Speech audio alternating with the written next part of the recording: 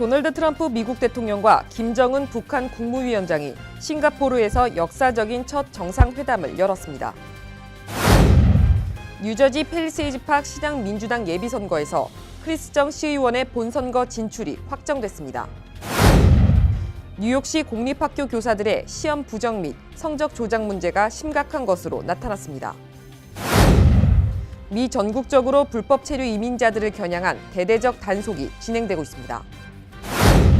뉴욕시 특수목적 고등학교 입학시험 제도가 폐지되면 특목고의 아시안 학생 비율은 현재의 절반 수준까지 떨어질 것으로 전망됐습니다.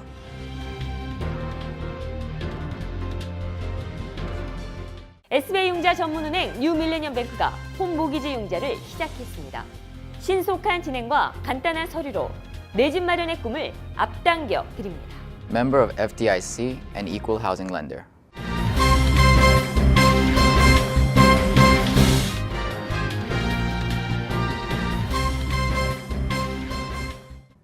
시청자 여러분 안녕하십니까? 6월 12일 KBTV 뉴스9 김아라입니다. 도널드 트럼프 미국 대통령과 김정은 북한 국무위원장은 미 동부 시간으로 12일 오후 9시 싱가포르 센토사 섬의 카펠라 호텔에서 역사적인 첫 정상회담을 열었습니다. 북미 양국은 완전한 한반도 비핵화 등의 내용을 담은 공동성명에 서명했습니다.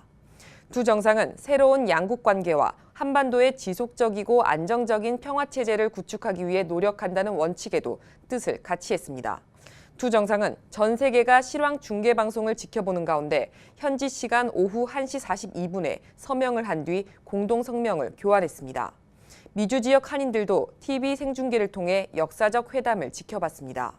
그리고 양 정상이 한국 전쟁 이후 55년간의 냉전을 종식시키는 역사적 쾌거를 이루었다며 갈채를 보냈습니다. 이번 회담 성과 관련 한인 사회의 반응을 취재했습니다. 트럼프 대통령과 김정은 위원장의 정상회담은 사실 이런 국면을 완전히 두 나라 간의 이 평화적인 방식으로 앞으로 관계를 맺는다라는 것을 한 번에 만들어 버렸습니다. 저는 가장 중요한 의미가 미국과 북한 정상회담에서 가장 중요한 의미가 이제는 돌이킬 수 없는 평화적인 방법, 평화적인 길로 들어섰다. 가장 큰 의미라고 봅니다. 이제 앞으로 우리들이 그 딜이 다 잘 이루어지고 또 어그리먼트가 다 이행될 수 있도록 미국의 의회에서 또 허락을 받아야 되는 여러 가지 앞으로가 사실 더 일이 많거든요. 그런 일들이 잘 이루어질 수 있도록 우리가 풀뿌리 차원에서 우리 지역 정치인들을 설득하고 그래서 이 근틀에서 이 한반도 평화, 이 사실 우리 코리안 페닌슐라의 평화가 이번에 저 비핵화가 돼서 평화를 구축한다면 그거는 우리 한국인들뿐만 아니라 전 세계인들에게 평화가 오는 그러한 중요한 일이거든요. 그래서 우리가 다 같이 좀 더 큰 틀에서 이 딜이 잘 성사될 수 있도록 우리가 소원도 하고 서포트도 해야 될 것 같습니다. 그래서 이게 잘 돼서 우리 한반도의 평화 그리고 이렇게 평화가 오다 보면은 결국은 북한 인권 문제도 자연스럽게 해결되지 않을까 싶습니다. 어제 있었던 그 북미 회담은 정말로 그 세계적인 그런 참 대사변이라고 할 수 있겠습니다. 앞으로 북미 관계가 호전이 되고 또 남북한 관계도 더욱더 정상회담이 계속 열림으로 해서 한반도에는 영원한 비핵화와 우리 민족의 공동의 번영과 통일까지 나아갈 수 있는 그러한 첫걸음이자 역사적인 그러한 우리 민족에게는 참으로 좋은 현상이라고 그렇게 기대가 많이 됩니다. 이 대한민국을 지금 현재 주한미군의 비핵 문제를 가지고 이야기를 하는데 그 부분은 그 사업가였던 우리 트럼프 대통령의 머릿속에 박혀 있는 손익 계산의 문제겠지만 이 동맹의 관계는 절대 그것으로 우리가 계산을 늘어보이는 것만 할 수 없는 문제고 그렇기 때문에 이것이 손실 계산만 보지 아니하고 자유우방 국가의 미국이 가지고 있는 가치를 어떤 추구해 나간다는 점에서 조금 좀 더 신중하고 충분히 좀 검토가 되는 그런 방향으로 앞으로 회담이 지속되기를 바라고 정말 11IC 정말 컴플릿하고 완벽한 검증까지는 가지 않더라도 적어도 그것에 대한 업계를 할 수 있는 그런 회담이 계속적으로 이어져 가기를 바라는 마음이 좀 간절합니다. 펠팍 119년 역사상 최초의 한인 시장 탄생을 눈앞에 두게 됐습니다. 이번 뉴저지 팰리세이즈팍 시장 민주당 예비선거에서 크리스 정 시의원의 본선거 진출이 확정된 것입니다. 보도에 양준하 기자입니다. 11일 버겐 카운티 선거관리위원회가 발표한 예비선거 잠정투표 개표 결과 정 시의원이 제임스 로튼도 펠팍 시장을 8표 차로 꺾고 당선이 확정됐습니다. 앞으로도 더욱더 좋은 기대 바라고 진짜 많이 성원해 주시고 후원해 주시고 이렇게 옆에서 도와주신 분들 너무 감사하고 시의원 민주당 예비선거에서는 이종철 부시장과 폴 김 교육위원의 당선이 확정됐습니다. 이 부시장과 김 위원은 잠정투표 29표와 28표를 각각 얻어 최종 합계 1053표와 1046표를 기록했습니다. 이로써 오는 11월 6일 본선거에 나서는 민주당 시장 후보로 크리스 정 의원, 시의원 후보로 이종철 부시장, 폴 김 교육위원이 확정됐습니다. 펠팍은 지난 수십 년간 민주당이 초강세인 지역이기 때문에 큰 이변이 없는 한 공화당 및 무소속 후보와 대결하는 본선거에서 민주당 후보가 이길 가능성이 무척 높습니다. 현역 시장을 꺾고 민주당 후보로 본선거에 진출한 정 의원은 사실상 차기 펠팍 시장 당선을 예약한 셈입니다. KBTV 뉴스 양준하입니다. 뉴욕시 공립학교 교사들의 시험 부정 및 성적 조작 문제가 심각한 것으로 나타났습니다. 뉴욕포스트가 교육국 특별감사국에 자료를 분석해 보도한 바에 따르면 지난 2013에서 2015학년도에 10여 명의 교장과 교사, 교직원들이 학생들에게 답을 가르쳐주는 등 시험 부정 행위를 저지른 것으로 드러났습니다. 이들은 또 시험 문제를 사전에 유출하거나 이미 나온 시험 성적을 조작하기도 한 것으로 나타났습니다. 특별감사국의 지난 2014년 4월 28일 보고서에 따르면 브루클린에 있는 초등학교에서 한 교사는 주 표준 수학시험 도중 한 학생이 합동 삼각형이 뭐냐고 묻자 전체 학생들을 향해 수업 시간에 이 도형에 대해 배우지 않았으니 지금 설명하겠다며 학생들에게 정답을 말해줬습니다.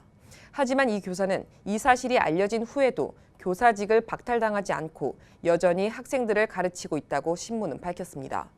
또 다른 초등학교에서는 3학년 지도교사가 뉴욕주 표준 영어시험 도중 일부 학생들에게 답을 가르쳐준 것으로 드러났습니다. 교사들의 시험 부정 문제와 관련 시교육국은 부정 행위를 저지른 교사를 절대 용납하지 않는 무관용 정책을 시행하고 있다며 필요할 경우 강력히 징계 조치하고 있다고 밝혔습니다. 도널드 트럼프 대통령 취임 이후 미 전국적으로 불법 체류 이민자들을 겨냥한 대대적 단속이 진행되고 있습니다. 이런 가운데 뉴저지주에서 또다시 한인을 비롯한 100명에 가까운 불법 체류 이민자가 무더기 체포됐습니다. 연방이민 세관단속국 산하 단속 및 추방작전부는 11일, 지난 4일에서 8일 닷새간 뉴저지주 전역에서 불법 이민자 등에 대한 단속작전을 실시해 한국 국적 2명 등 모두 91명의 이민자들을 체포해 이민구치소에 수감했다고 밝혔습니다. 체포된 이민자들 가운데 77%는 범죄 전과가 있었으며 70%는 중범 전과자였다고 이민단속국은 설명했습니다. 이날 체포된 불법 이민자들 가운데 19에서 78세 사이의 이민자는 이민법원에서 추방 절차를 밟게 됩니다. 뉴욕시 특수목적 고등학교 입학시험 제도가 폐지되면 특목고의 아시안 학생 비율은 현재의 절반 수준까지 떨어질 것으로 전망됐습니다. 양준하 기자가 자세한 소식 전해드립니다. 뉴욕 포스트에 따르면 뉴욕시 교육국은 특목고 입학시험 폐지 후 아시안 학생 비율이 현 62%에서 30%까지 감소할 것으로 예상했습니다. 아시안 다음으로 많은 백인 학생 역시 현재 24%에서 15%까지 떨어질 것으로 교육국은 전망했습니다. 교육국에 따르면 흑인 히스패닉계 학생은 전체 시 공립학교 재학생 110만 명 가운데 67%를 차지하고 있지만 특목고 재학생 비율은 10%가량입니다. 빌 드볼라지오 시장이 발표한 특목고 인종 다양화 정책에 따르면 특목고 입학시험을 점진적으로 폐지하고 중학교 8학년생 가운데 학교 성적이 상위 7% 이내에 드는 학생을 특목고 신입생으로 선발합니다. 그리고 시내 600여 곳의 중학교를 대상으로 이 같은 방식을 적용할 경우 흑인 히스패닉계 학생의 특목고 비율은 46%까지 끌어올릴 수 있다는 계산입니다. 하지만 특목고 입학시험 폐지 방침에 대한 아시안 커뮤니티의 반대가 갈수록 거세지고 있습니다. 지난 8일 플러싱에서 열린 특목고 입학시험 폐지 반대 시위에 이어 맨해튼 시청 앞에서 10일 특목고 동문 등 1000여 명이 참여한 시위가 열렸으며 13일엔 뉴욕 한인 학부모 협회를 비롯한 아시안 학부모 단체가 주관하는 시위도 열립니다. KBTV 뉴스 양준하입니다. 약 6개월간의 유예 기간을 거치고 11일부터 모든 미국 내 인터넷 서비스에 망 중립성 원칙이 적용되지 않게 됐습니다. 보도에 양준하 기자입니다. 미국 전역에서 11일부터 망 중립성 네트 뉴트럴리티 원칙이 폐지됐습니다. 망 중립성이란 인터넷 서비스를 전기 수도와 같은 일종의 공공재로 간주해 네트워크 사업자인 통신회사가 웹 콘텐츠를 함부로 차단하거나 감속할 수 없도록 규정한 것이었습니다. 다시 말해 인터넷에서 데이터를 주고받을 때 데이터의 내용에 따라 속도나 망 이용료에 차별을 두지 못하도록 한 것이었습니다. So net neutrality is the idea that any content should be delivered to a consumer on equal terms. That the network provider, the internet service provider, companies like Comcast, AT&T, Verizon, they shouldn't get to choose what content gets delivered to you faster or better. 미국에서는 인터넷상에서 정보의 평등 접근권으로 불리기도 한 이 제한 규정은 전임 버락 오바마 행정부에서 제정돼 2년 넘게 운영됐습니다. 그러나 트럼프 행정부 출범 이후 공화당이 장악한 미 연방통신위원회가 지난해 12월 망 중립성 원칙 폐기 여부를 표결에 붙여 3대2로 폐기안을 통과시켰습니다. 약 6개월의 유예 기간을 거쳐 이날부터 인터넷 서비스에 망 중립성 원칙이 적용되지 않게 됐습니다. 우선 버라이전, 컴캐스트 같은 통신 사업자가 합법적으로 인터넷 트래픽에 우선순위를 부여하거나 특정 서비스를 차단할 수 있게 됨으로써 막강한 갑의 권한을 휘두르게 됩니다. 반면 구글, 페이스북, 트위터 등 인터넷 서비스를 기반으로 하는 IT 기업들은 네트워크 트래픽에 관한 한 을의 위치에 놓이게 되었습니다. 미국 내 최대 동영상 스트리밍 서비스 기업인 넷플릭스가 데이터가 많이 소모되는 동영상을 서비스해야 하기 때문에 가장 큰 타격을 받을 것으로 보입니다. 넷플릭스는 이미 망 중립성 폐기에 강력 반발하며 장기 법적 싸움을 예고했습니다. KBTV 뉴스 양준하입니다.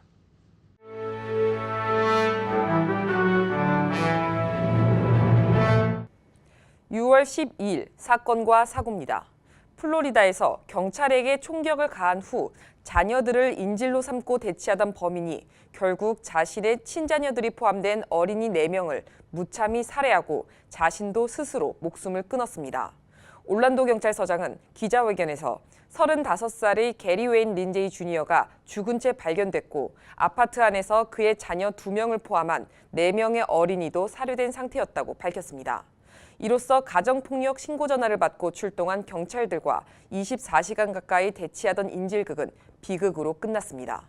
죽은 아이들은 1살에서 11살까지이며 2명은 자신의 친자식들이고 다른 2명은 여자친구의 자녀들이었습니다.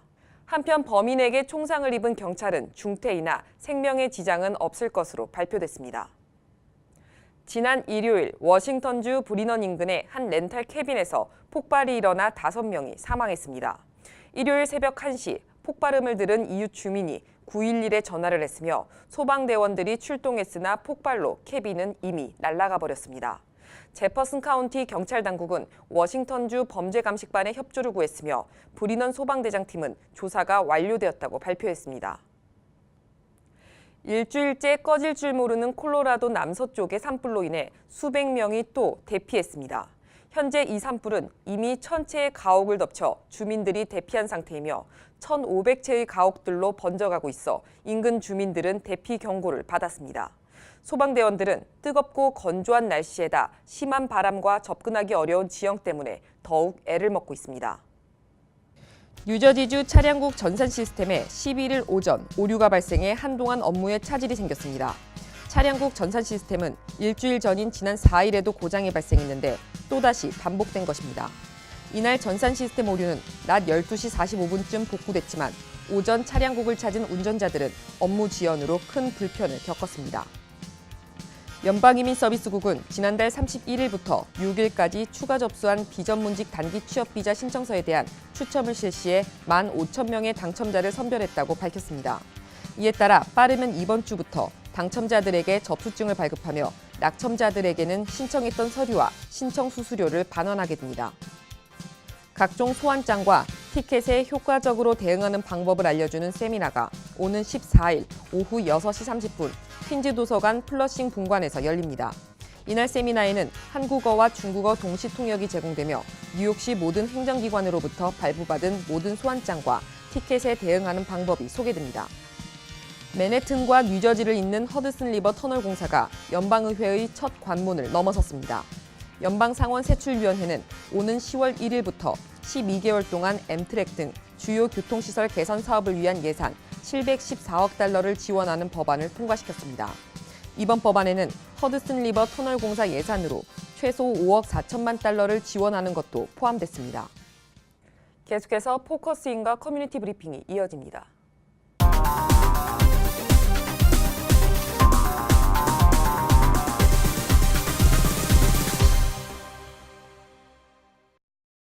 포커스인입니다. 저번 시간에 이어서 시니어 골든키의 강영수 사장님과 함께하겠습니다. 안녕하세요. 네, 안녕하세요. 네, 저번 시간에 좋은 말씀 많이 들었는데요. 네. 이 네트워크하고 관련해서 많이 언급되는 HMO하고 PPO 플랜, 여기에 대해서 말씀 좀 해주시겠어요? 네, 네. HMO는 Health Maintenance Organization의 약자인데요. 이거는 플랜하고 계약이 되어 있는, 즉 인 네트워크 안에 있는 병원이나 진료기관만을 이용할 수 있는 플랜입니다. 가입이 되지 않은 의료기관에 갈 경우에는 본인이 모든 비용을 부담해야 합니다. 반면에 PPO 플랜은 Preferred Provider Organization인데 이 플랜은 네트워크에 가입된 진료기관뿐만 아니라 가입되지 않은 곳도 플랜을 억셉트하면 가서 진료를 받을 수가 있고 플랜에서 비용을 커버합니다. 이런 점에서 HMO 플랜보다 PPO 플랜이 이용 가능한 진료기관의 폭이 넓다고 하겠습니다. 버겐 카운티를 비롯하여 뉴저지주의 약 15개 카운티에서는 PPO 플랜이 출시되어 있어서 보다 다양하게 플랜을 이용할 수가 있습니다.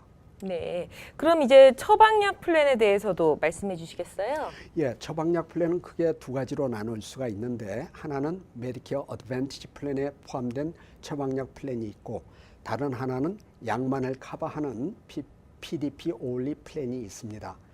각 플랜마다 커버하는 약의 종류가 다르고 가입 멤버가 부담하는 코페이가 다르므로 약을 많이 드시는 분은 처방약 플랜을 선정할 때 많은 주의가 필요합니다. 처방약은 일반적으로 5가지 등급, 즉 티어로 나누어지는데 등급이 높을수록 비싼 약이 됩니다. 티어 1하고 티어 2는 일반적으로 그 저너릭, 일반 약을 가르치고요. 그 다음에 티어 3, 4, 5의 경우에는 대개 그 상표약이나 또는 일반 약 중에서도 비싼 약들이 포함되어 있어서 코페이도 한 달에 35불 이상에서 스페셜티 티어 5에 해당되는 스페셜티 약의 경우에는 25%의 코인슈런스를 주어야 합니다. 이외에 티어 3부터는 보통의 플랜들이 디덕터블을 또 따로 두고 있어서 이것도 부담을 하셔야 되므로 처방약 플랜의 코스트를 반드시 확인하실 필요가 있습니다. 약 플랜은 이외에도 그 디덕터블을 지급한 후에 그 전체 약값을 기준으로 하여 초기 단계, 커버리지 갭, 즉 도넛 홀 단계, 그리고 재난 커버리지 단계가 있습니다. 보통 커버리지 갭 단계가 가장 문제가 되는데, 즉 도넛 홀 단계인데 2018년도의 경우 전체 약값이 3,750불에 달할 경우에는 도넛 홀 단계가 되어서 상피약의 경우에는 35%, 일반 약에 대해서는 전체 약값의 44%를 본인이 부담하셔야 됩니다. 다행스러운 것은 2020년도 이후에는 도넛 홀 단계가 없어져서 가입자들의 코페이 부담이 25%로 줄어들 예정입니다. 각 플랜마다 플랜에서 커버하는 처방 약전이라고 있습니다. 우리가 포뮬러라고 하는데 이는 플랜마다 다릅니다. 새로 의사로부터 처방받은 약이 약전에 기록되어 있지 않다면 약사가 처방약을 준 의사에게 연락하여 약전에 있는 다른 대체약이나 또는 등급이 높을 경우에는 등급이 낮은 같은 성분의 일반 약을 추천해 드릴 수가 있습니다. 그러나 대체약이 없고 그러나 그 약이 그 처방 환자에 꼭 필요할 경우에는 담당 의사가 보험회사에 익셉션이라는 것을 요청할 수가 있습니다. 네. 그럼 이제 메디케어하고 관련해서 정부 보조가 있다고 들었는데 어떤 것들이 있나요? 예, 처방약에 대해서 뉴저지 주정부에서 제공하는 PAAT, Pharmaceutical Assistance to Aged and Disabled라는 플랜하고 시니어 골드가 있습니다. 연방 정부에서 제공하는 엑스트라 헬프 역시 그 처방약을 보조하는데 이 경우에 일반 약은 3불 35센트, 상표약은 8불 35센트만 코페이로 가입자가 내게 됩니다. 2018년도의 경우에 기준으로 해서 독신일 경우에는 연소득이 18,210불, 부부 합산일 경우에는 24,690불 이하일 경우에는 신청 자격이 됩니다. 그 외에 소득이 낮고 자산이 많지 않은 경우에는 메디케이드를 신청하실 수가 있습니다. 신청 자격이 매년 까다로워지고 있기 때문에 특히 그 전문인의 도움을 받도록 공고를 드립니다. 네. 그럼 이제 마지막으로 이제 메디케어 플랜은 언제 바꿀 수 있나요? 예, 플랜 선택은 처음 65세가 되었을 때 자기 생일이 있는 달에 앞뒤로 각각 3개월과 자기 생일이 있는 달 합해서 7개월간 가입이 가능하고요. 또 매년 10월 15일에서 12월 7일까지는 오픈 인롤먼트 피리어드라고 해서 이 기간 동안의 플랜을 바꿀 수 있습니다. 그 외에 특별 변경 기간이 있어서 새로운 그 지역으로 이사를 오셨다든가 메디케이드나 엑스트라 헬프 등 정부 보조 플랜에 새로 가입이 되었다든가 또는 자격이 취소되었을 경우에 그리고 또 은퇴하여 회사에서 그동안 보조해 주던 회사 보험에서 가입이 취소되었을 경우에 이러한 특별한 경우에는 또한 특별 기간을 변경 기간을 이용해서 플랜 변경을 하실 수가 있습니다. 반면에 현재 플랜에 내가 만족스럽고 또 다른 특별한 사정이 없다면 현 플랜을 그냥 갖고 계시면 플랜이 자동으로 갱신이 됩니다. 그러나 복용하는 약이 바뀌었다든가 현재 플랜이 새로운 처방약을 커버하지 않는 경우 또는 내게 중요한 의사 선생님이 네트워크에 가입이 안 되어 있을 경우에는 대체 플랜을 검토하시는 것이 바람직합니다. 네, 좋은 말씀 감사하고요. 네네. 네, 굉장히 좋은 정보가 됐습니다. 예. 여기까지 나와주셔서 감사하고요. 네, 지금까지 강영수 사장님과 함께했습니다. 고맙습니다. 네, 감사합니다. 네.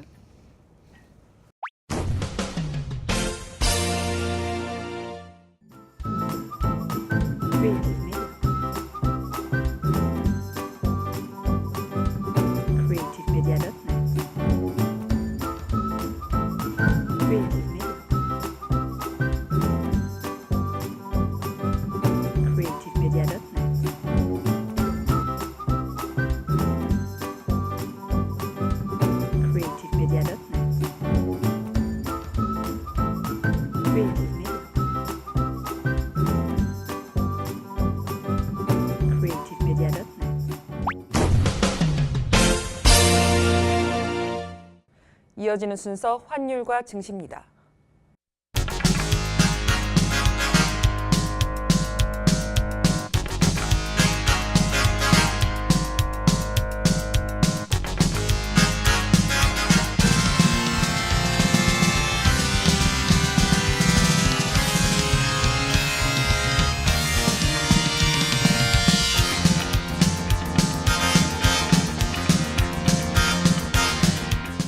이어서 뉴욕과 뉴저지 날씨 전해드립니다. 홀리네임 병원이 연방정부의 2017년 병원평가에서 5스타 최우수 병원으로 선정되었습니다. 뉴저지 버겐 카운티 유일의 5스타 최우수 병원 홀리네임 병원이 날씨를 알려드립니다.